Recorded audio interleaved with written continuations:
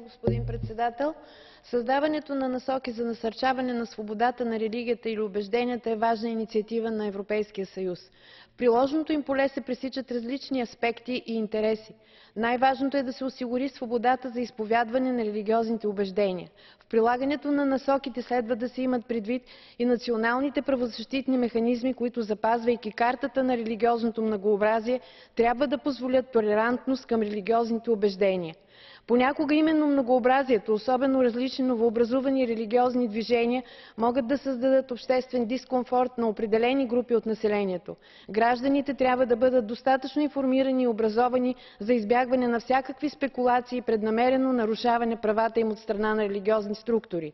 Родителите могат да предават на децата си своите религиозни убеждения, те са отговорни в определена степен за религиозното възпитание, но не малко в това отношение могат да правят различни организации и структури, не всички от които добронамерени.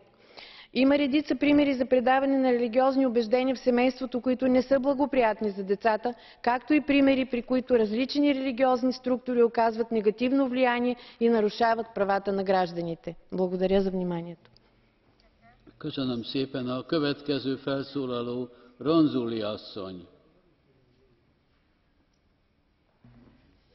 Grazie Presidente. Prevedere la reclusione per il reato di diffamazione impedisce la completa realizzazione del principio della libertà di espressione, con gravi ripercussioni sull'efficacia e la completezza delle comunicazioni in tutta Europa.